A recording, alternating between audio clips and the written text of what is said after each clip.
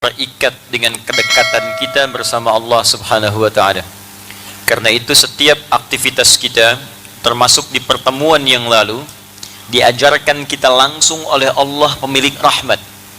Kita berharap mendapatkan rahmat, sekarang yang memiliki rahmat mengajarkan kepada kita.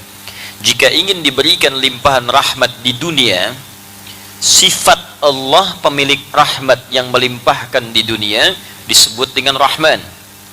Atau ingin mendapatkan rahmat di akhirat, sifat Allah yang memberikan rahmat dalam konteks kehidupan akhirat disebut dengan Rahim. Nanti setidaknya ada 3 rahmat Allah yang diberikan saat di akhirat secara umum. Pertama, berupa ampunan Allah yang diberikan kepada hamba-hamba terpilih yang dikehendaki oleh Allah Subhanahu wa taala. Yang kedua, nanti ada sifatnya syafaat, yang dengan syafaat itu diperkenankan hamba-hamba tertentu mendapatkan keistimewaan saat di akhirat. Ada yang masuk surga tanpa hisab, ada yang masuk surga dengan cepat, ada yang memimpin keluarganya dengan syafaat yang diberikan oleh Allah karena rahmatnya dan karena amalan-amalan yang ia kerjakan saat di dunia. Ampunan rahmat tadi disebut dengan rahmat di Quran surah 39 ayat 53. Syafaat yang Allah berikan bahkan menjadi pemimpin keluar ke surga nanti, termasuk amalannya ada di Quran surah ke-13 ayat 23 sampai 24. Kemudian yang terakhir ada juga rahmat Allah yang berkehendak memberikan surga kepada hamba-hamba terpilih sesuai dengan amalan-amalan yang ia kerjakan saat di dunia. Ada nanti surganya level bersama para nabi, para rasul, orang soleh, para syuhada, para siddiqin. Itu ada di Quran surah keempat ayat ke-69 yang telah kita bahas terdahulu. Ada nanti surganya di taman surga dengan segala keindahan yang sangat luar biasa. Langsung di dekat tamannya semua nikmatnya diberikan langsung oleh Allah tanpa perantara.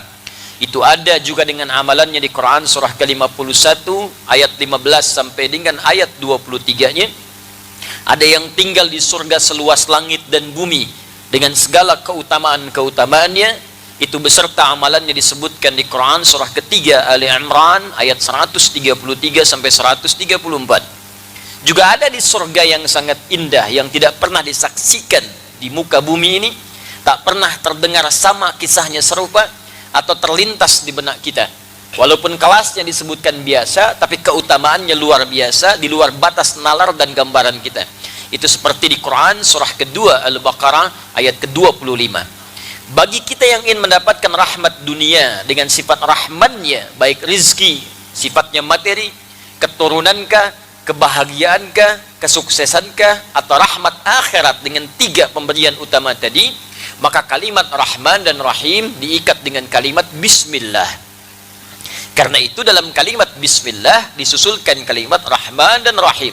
Bismillahirrahmanirrahim. Dan telah kita bahas di awal jumpa kita, ba dalam kalimat Bismillah itu bisa bermakna musahabah, bisa bermakna ilsaq, bisa bermakna ghayah. Musahabah sesuatu yang dekat, ilsaq sesuatu yang lekat, ghayah menunjuk pada satu tujuan. Jadi ba di situ kalau disambungkan dengan kalimat Allah Bismillah, maka seakan-akan memberikan pesan kepada kita, jadikan semua tujuan kita dalam beraktivitas lakukan karena Allah. Dan saat mengerjakan itu, rasakan kita diawasi oleh Allah sangat lekat.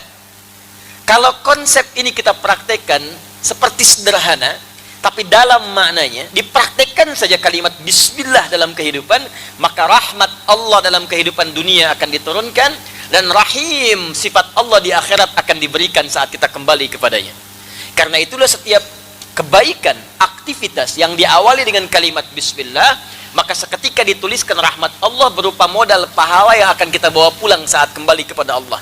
Itu yang dimaksud kalimat Nabi, kullu amrin dzibalin la yubda'u fihi bi bismillahirrahmanirrahim fahuwa abtar.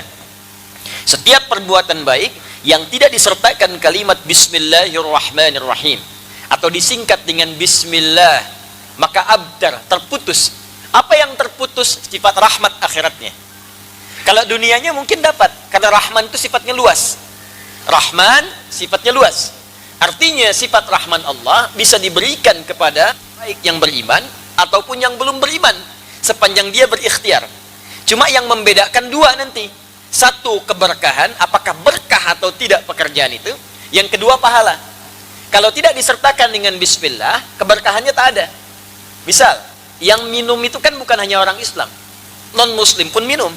Dan fungsi minum itu menghilangkan haus. Jadi kalaupun dia bukan beriman, bukan muslim, dia minum, hausnya hilang. Jadi syarat untuk hilang haus itu bukan masuk Islam.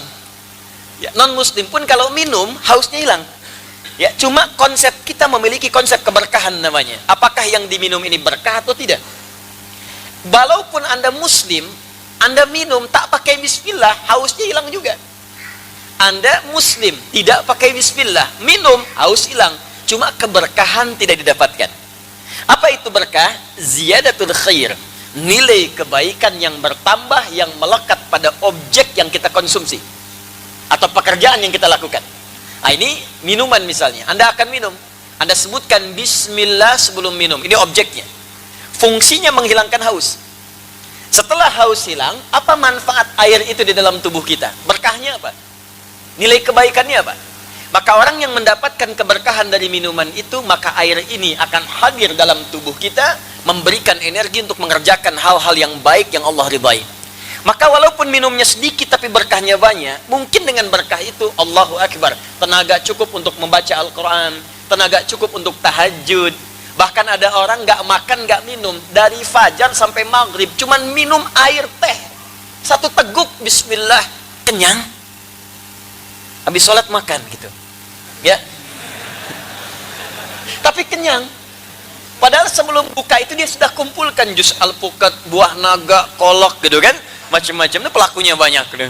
Ya, tapi dengan kalimat bismillah dia minum itu teh manis. Begitu diminum bisa hilang hausnya dan kenikmatan terasakan.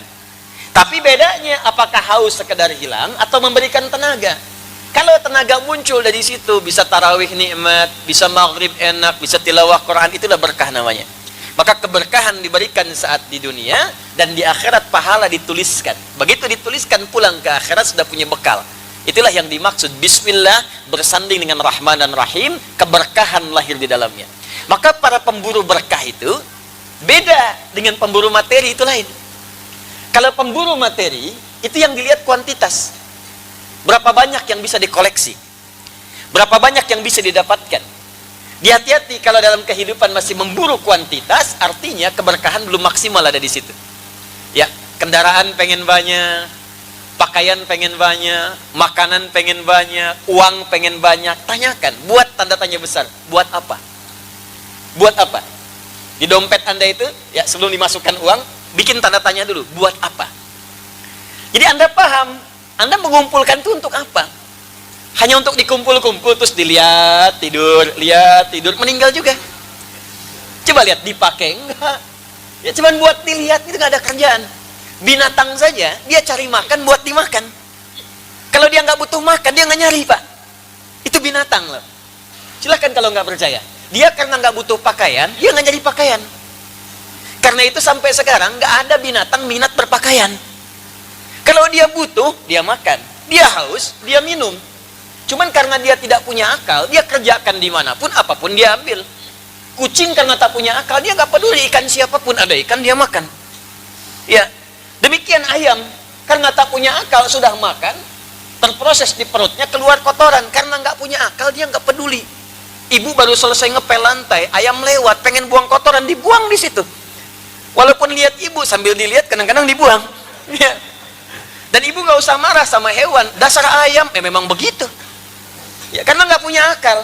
Tapi yang tidak punya akal pun masih mengerti kebutuhan dia dapatkan, bukan keinginan dia kumpulkan. Itu poinnya. Jadi saya ingin katakan hewan saja yang punya akal, tahu bagaimana cara membentuk kehidupannya supaya terarah dalam hidup. Maka bagaimana dengan kita yang Allah anugerahkan akal dalam kehidupan? Saya sampaikan ini supaya nggak capek hidupnya. Sekarang banyak orang kelihatan lelah gitu. Penat ngumpul-ngumpulkan sesuatu, cuman dinikmati tidak.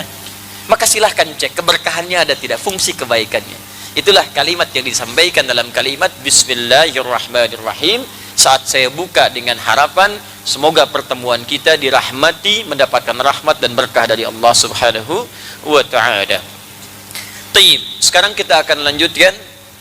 Saya tidak ingin membahas sesuatu untuk dihafalkan. Hafalan itu bagus untuk menunjang pemahaman. Tapi yang saya inginkan dua hal. Apa yang telah kita dapatkan, pahami dengan baik walaupun sedikit, kemudian cepat amalkan sebelum kita wafat. Itu yang paling penting, supaya terasa apa yang kita pelajari itu. Jadi kalau nggak pernah diamalkan, nggak akan terasa kenikmatannya. Bisa saya ajarkan kepada Anda, mari menghafal walaupun sehari cuma 1 ayat. Setelah itu besok praktekkan. Kalau nggak dipraktekkan, cuma jadi teori nantinya. Dan Anda nggak merasakan kenikmatannya. Di fungsi-fungsi yang pada ibadah itu nggak terasa. Kata Allah, baca Quran melahirkan ketenangan. Kalau Anda cuma dapat informasi ini, nggak dipraktekkan, cuma jadi hafalan. Dan ketenangan itu nggak muncul. Karena itu ketika saya katakan, coba sertakan pekerjaan kita dengan bismillah. Ya, mau makan bismillah, mau kerja bismillah. Tapi maknanya terapkan dalam hidup, bukan sekedar jadi hafalan. Jadi bukan cuma hafalan yang keluar di lisan. Kalau cuma keluar di lisan, anak kecil pun bisa. Burung beo bisa. Ya, ajarkan burung beo saat akan makan, baca bismillah. Nggak mau, baca, nggak mau, jangan kasih. Begitu dia baca bismillah, kasih. Bismillah, kasih. Beo pun bisa. Tapi apakah ketika makan dia merasa diawasi oleh Allah? Belum tentu. Ya, karena itu saat Anda bekerja, kalau Anda ucapkan bismillah, maka mustahil tangan Anda menyentuh yang haram, karena Anda merasa diawasi oleh Allah Subhanahu wa ta'ala. Kalau Anda mengatakan bismillah, Anda mustahil akan berghibah, karena Anda merasa dilihat oleh Allah Subhanahu wa ta'ala. Kalau Anda katakan bismillah, Anda mustahil akan korupsi, Anda merasa diawasi oleh Allah Subhanahu wa ta'ala. Maka cukup kalimat bismillah akan merubah hidup kita dengan sempurna di hadapan Allah Subhanahu wa ta'ala. Kita teruskan pertemuan kita insyaallah pada bagian yang ketiga dari wujuhul i'rab, hal-hal yang terkait dengan keutamaan surah Al-Fatihah, pengantar kepada praktek fikih dalam kehidupan harian kita. Setelah itu kita masuk kepada al-ahkam asy-syar'iyyah, hukum-hukum fikih terkait dengan surah Al-Fatihah. Semoga Allah berikan kemudahan kepada kita untuk mengaji, memahami dan mengamalkannya insyaallah. Bismillahirrahmanirrahim. Thalithan. Yang ketiga, saya minta maaf sebelumnya, di pertemuan lalu saya menyampaikan akan berusaha mengopi dulu sebelum kita belajar, tapi tidak datang kesempatan dengan saya karena saya baru kembali dari Jakarta tadi. Jadi untuk malam ini tolong didengarkan, disimak dulu ya. Insyaallah di pertemuan selanjutnya, atau saya berikan gambaran kepada Anda, googling saja, tuliskan judul bukunya Tafsir Ayat Ahkam As-Sabuni, Imam As-Sabuni. Ya, klik itu, nanti keluar di PDF, Anda download. Ya, nanti sesuaikan pembahasannya dengan apa yang kita bahas. Mungkin halaman bisa berbeda karena cetakannya tidak sama, tapi insya Allah kalimatnya akan sama sepanjang itu bersumber dari orang yang sama. Jelas ya? Baik. Sementara dengarkan dulu, jangan googling sekarang ya. Ingat, jangan macam-macam kalau saya sedang pegang kitab, bisa di-smash nanti ya. Bismillahirrahmanirrahim. Thalithan, aspek yang ketiga. Qauluhu ta'ala iyyaka na'budu wa iyyaka nasta'in. Ada pembahasan yang melekat pada kalimat di firman Allah Subhanahu wa ta'ala, iyyaka na'budu wa iyyaka nasta'in. Apa wujuhul i'rab? Ya, aspek gramatikal bahasa yang ada di sini yang berpengaruh pada kehidupan kita secara fikih. Apa kira-kira yang bisa kita pelajari? Ikhtalafal mufassiruna fi iyyaka. Para ahli tafsir berbeda pendapat, punya keragaman pandangan, menilai posisi kalimat iyyaka dalam kalimat yang tersambung dengan na'budu dan nasta'in. Kan sebelum kalimat na'budu dan nasta'in ada kalimat iyyaka ya. Nah, posisinya di ilmu i'rab itu sebagai apa? Ya, nanti di i'rab itu Bapak Ibu sekalian, misal ada fi'ilkah kata kerja, ada fa'ilkah, ada maf'ulkah, ada halkah, gitu kan? Ya, paham? Tidak. Baik ya, nanti kita praktekkan baru mengerti insyaallah. Ya, nanti itu di pelajaran bahasa Arab, ya, itu di kaidah. Posisinya apa ini? Dan kalau sudah tahu posisinya, kita bisa paham maknanya apa. Kalau sudah mengerti maknanya, kita akan paham bagaimana cara mengamalkannya. Karena Al-Quran itu diturunkan dengan bahasa Arab, maka kaidah yang digunakan kaidah bahasa Arab. Jadi jangan sampai memahami Al-Quran pakai kaidah bahasa Indonesia, tidak akan nyambung. Ya, tidak akan nyambung. Karena itu pakai kaidah bahasa Arabnya. Di kaidah bahasa Arab ada ilmu namanya ilmu nahwu. Di cabang ilmu nahwu ada namanya i'rab, untuk mengetahui perubahan kata dan penempatannya. Kalau posisi ada di depan, maksudnya ini. Kalau di belakang, maksudnya ini. Kalau harakatnya fathah, maksudnya ini. Kalau dia dhammah, maknanya seperti ini. Kalau sudah paham maknanya, maka ada petunjuk begini cara mengamalkannya.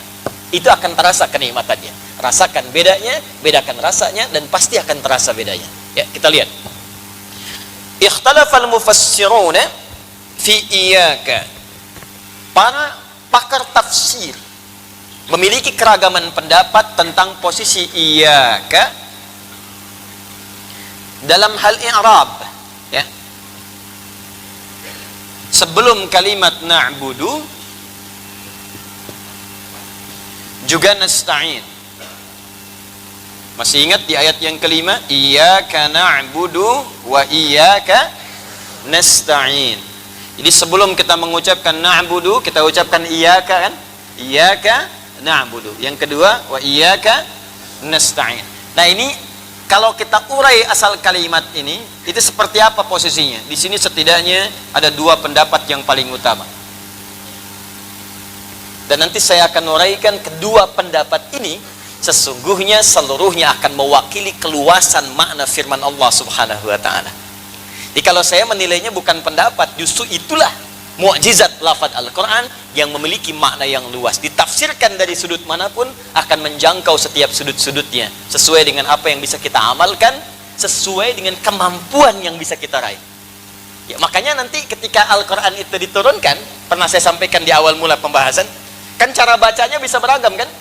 Yang nggak bisa baca A pakai E imalah, jadi wadduha bisa dibaca wadduhe. Ya, jadi bukan pendapat, tapi keluasan yang diberikan sesuai kemampuan hamba untuk mengucapkannya. Maka orang yang nggak bisa baca A, bisa baca pakai E. Dan makna tidak berubah. Wadduha dengan wadduhe maknanya sama. Ya, sama dengan sepeda dengan sepeda. Sepeda benda itu juga. Sepeda itu juga. Jelas ya? Nah, maka ini bukan keragaman sekedar ragam atau warna yang berbeda, tapi kemudahan yang Allah berikan sebagai hikmah, sehingga ada kesanggupan saat kita mengamalkan apa yang diperintahkan. Jelas? Baik. Bagaimana pendapat yang dimaksudkan? Fadhahabal muhaqqiquna ila annahu dhamirun munfasilun mansubun bil fi'li ba'dahu wa asluhu na'budu wa na'buduka wa nasta'inuka. Falamma qaddima adh-dhamirul muttasilu asbaha dhamiran munfasilan wal kafi lil khitabi wala mawdu'a laha min al-i'rabi. Paham? Tidak. Asal dari kata iyyaka, perhatikan, nanti saya sambungkan ke ilmu balaghah. Ya, awas kita padat ilmu dulu ya, supaya nanti teorinya kita pahami dengan argumentasi yang kuat. Jadi dasar ilmunya jelas. Asal kalimat ini kalau di bahasa Arab standar di luar Al-Quran, kalimatnya begini asalnya, na'buduka, na'buduka. Ya, yang ini asalnya nasta'inuka, begini asalnya,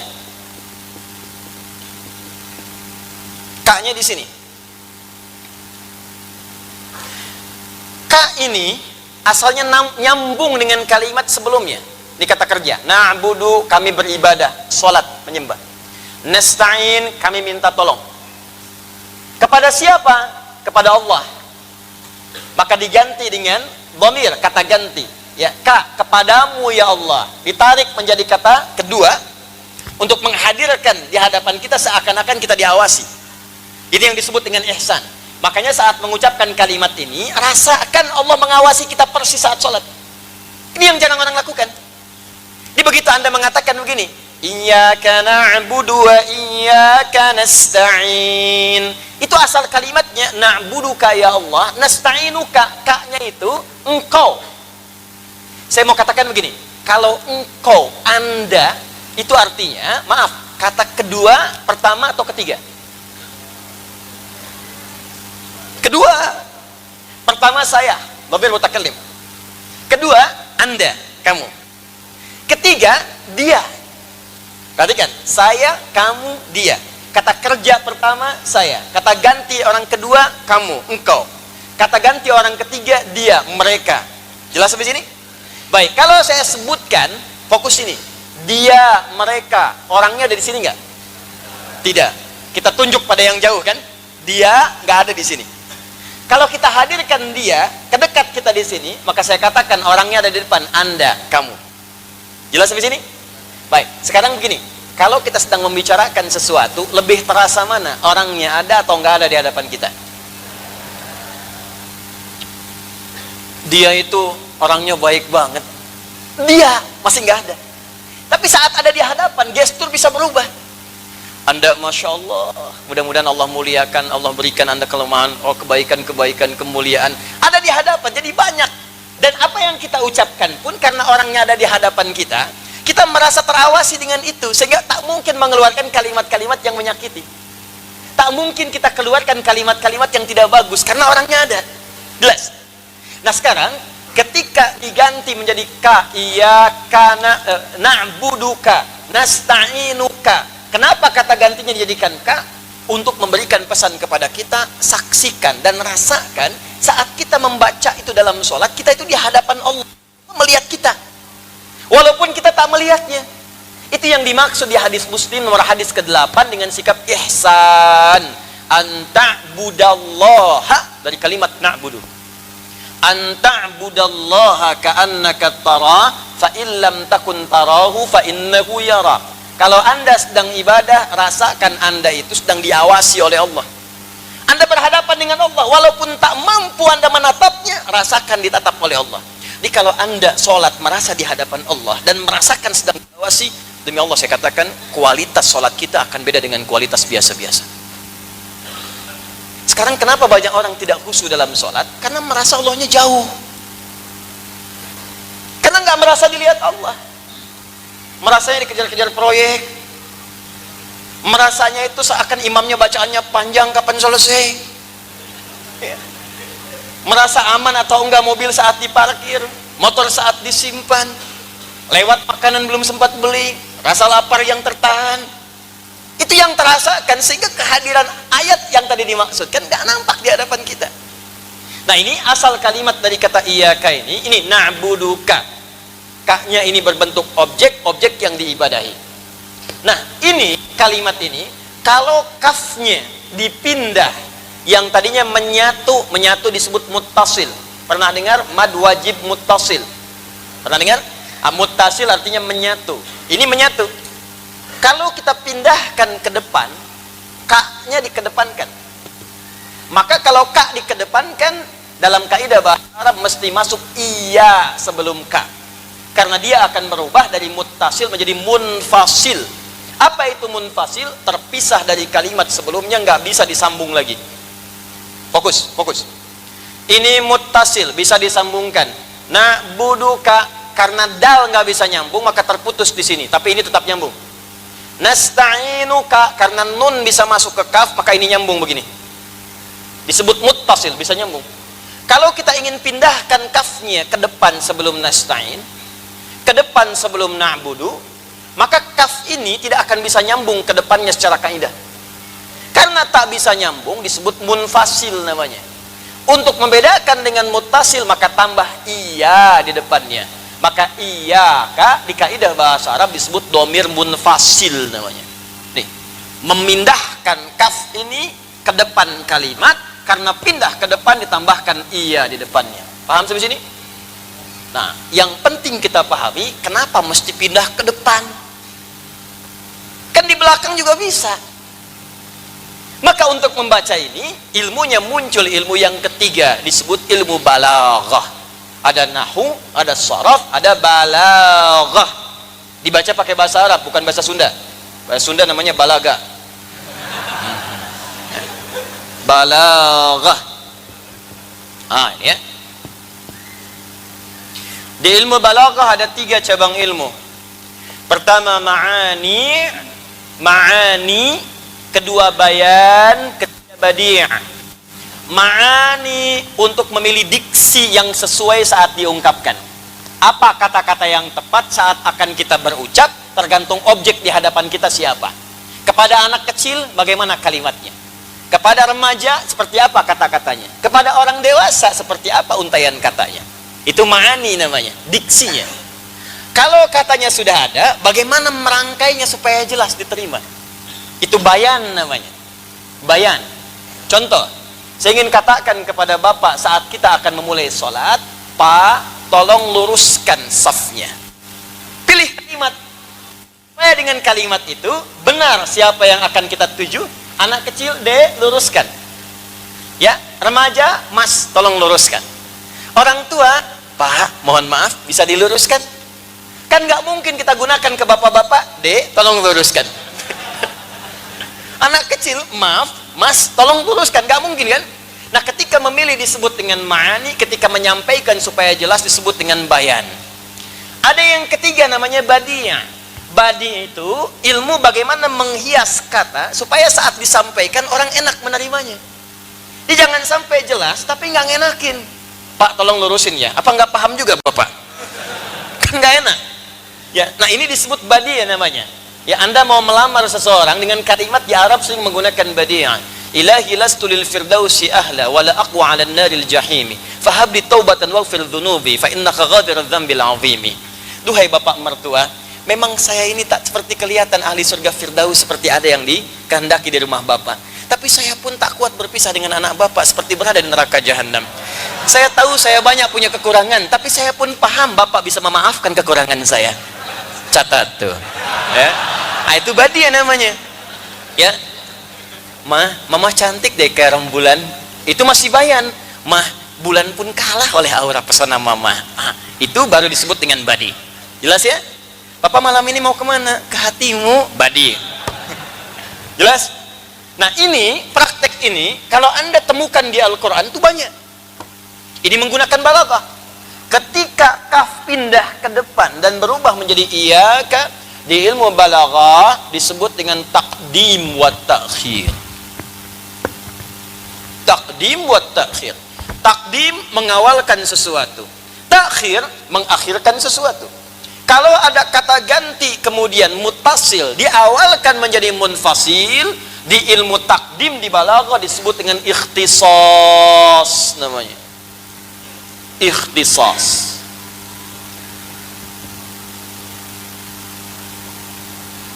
Apa itu ikhtisas?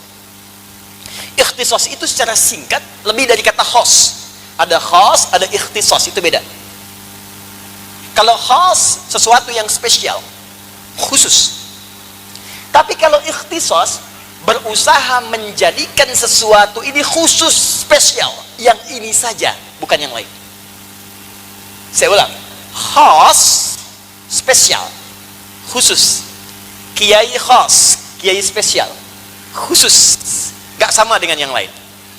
Tapi kalau ikhtisas berusaha menjadikan yang ini spesial, khusus, beda dengan yang lain.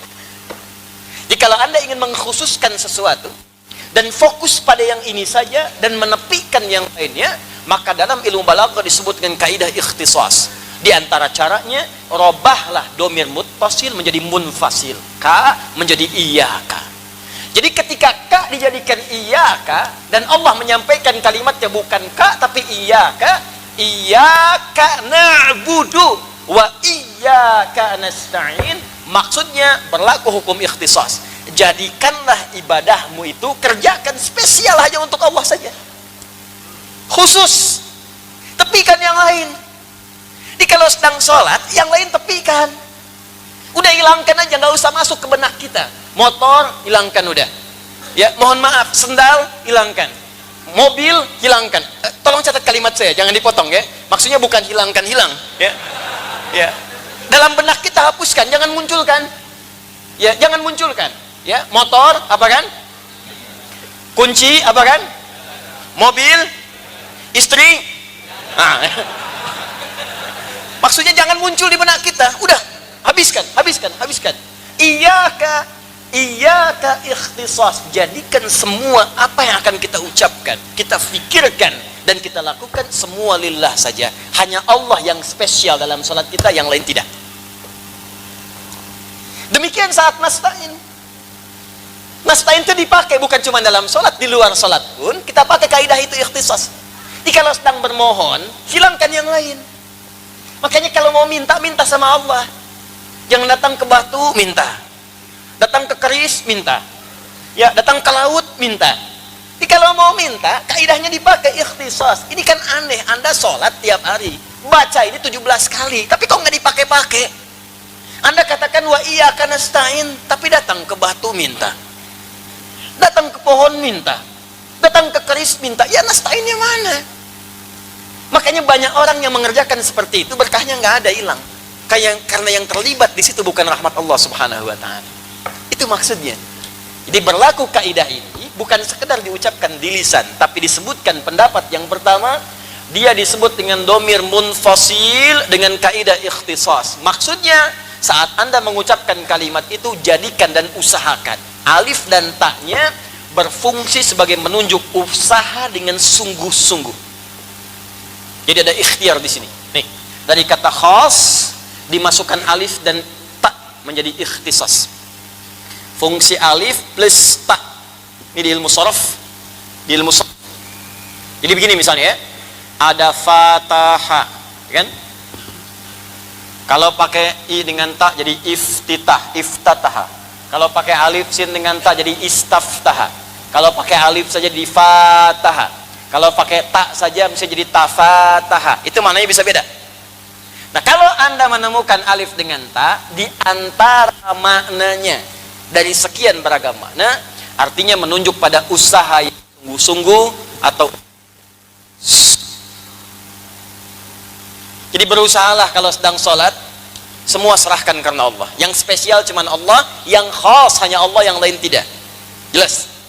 Dan kalau sedang meminta, tepikan yang lain. Mohonlah kepada Allah dengan keikhlasan dan kesungguhan. Dan rahasia di ayat ini, kalau Anda meminta dengan benar, menjadikan Allah sebagai satu tujuan saja. Satu tujuan, satu harapan disebut dengan as-somad namanya. Makanya kita ucapkan qul huwallahu Allahus. Ya, as-somad itu artinya satu harapan yang menepikan yang lainnya. Cuman ini aja ketergantungan kita. Sesuatu yang bergantung kepadanya dan tidak pada yang lainnya, satu itu saja, as-somad namanya. Karena itu, ketika kita memohon hanya kepada siapa? Allah. Ketika kita ibadah hanya kepada siapa? Nah, sekarang bagian terakhir, saya belum masuk pada yang keduanya. Ketika kalimat ini dipersatukan dengan waw, masih ingat? Iyyaka na'budu wa iya. Di sebelum nasta'in ada na'budu. Antara na'budu dengan nasta'in diselingi huruf waw. Wawunya disebut dengan waw ataf, fungsinya ma'iyah. Ataf menyandingkan sesuatu. Ma'iyah menjadikan keduanya bersama, bergandeng bersamaan. Artinya apa? Kalau ada hukum disatukan dengan huruf waw, artinya secara singkat keduanya akan saling terkait dan berkelindan, terikat satu dengan yang lainnya. Jadi semakin tinggi na'budunya, semakin cepat dijawab ketika Anda nasta'in kepada Allah. Semakin mengkhususkan semua ibadah kepada Allah, maka semakin cepat jawaban diberikan ketika Anda meminta kepada Allah. Tapi sebaliknya, kalau Anda campur adukan ibadahnya, katanya mengatakan iyyaka na'budu, tapi juga mengatakan yang lain benar, datang ke tempat yang lain, ikut-ikutan juga, bikin paham yang menjauhkan dari Allah, maka mustahil nasta'in akan diberikan keberkahan ketika itu dijawab oleh Allah Subhanahu wa Ta'ala.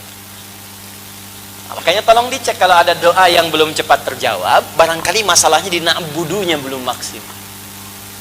Coba tahajudnya dilihat, baca Qur'annya dilihat, puasanya dilihat. Nah, kalau sudah rajin, tahajud sudah, puasa sudah, menghafal Quran juga iya, tapi kenapa masalah nggak pernah tuntas? Mungkin iyakanya yang bermasalah, keikhlasannya, lillahnya yang kurang. Anda mungkin ibadah itu untuk ngejar dunia, ya tahajudnya supaya besok kuliah lulus IPK 4, ya, pekerjaannya lancar, ya kan? Semuanya bisa baik. Mungkin ada kaitan-kaitan itu. Itu yang coba kita jernihkan dulu. Tidak salah memang, tapi tidak akan maksimal. Karena motivasi untuk ibadah, ada juga nanti jawaban yang menyertainya, termasuk harapan-harapan untuk mewujudkan sesuatu. Tapi ingat, kalau Anda tujukan semua karena Allah, maka Allah pemilik semua jawaban dari harapan kita. Jadi kalau tujuan Anda hanya untuk lulus ujian, maka Allah kabulkan saat Anda berdoa tahajud, ya lulus ujian. Tapi kalau semua tahajud Anda kerjakan karena Allah, bukan cuma ujian yang Allah akan luluskan, tapi semua kebutuhan dunia Anda sampai kembali kepada Allah, Allah akan mudahkan. Jelas? Pendapat kedua, ini kita baru ngaji iyaka, baru satu ya. Wa dhahaba akharuna ila annahu dhamirun mudhafun ila ma ba'dahu wa la yu'damu dhamirun udhifa ila ghairi. Pendapat kedua mengatakan ini iyaka itu kata ganti. Asalnya bukan ka yang dimajukan. Memang sudah iyaka.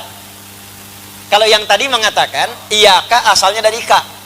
Na'buduka, nasta'inuka, cuma dikedepankan ka-nya jadi iyaka. Jelas?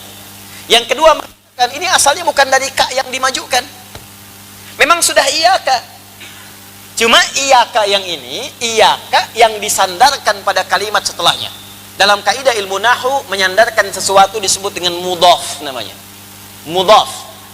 Yang jadi sandaran disebut mudhaf ilaih.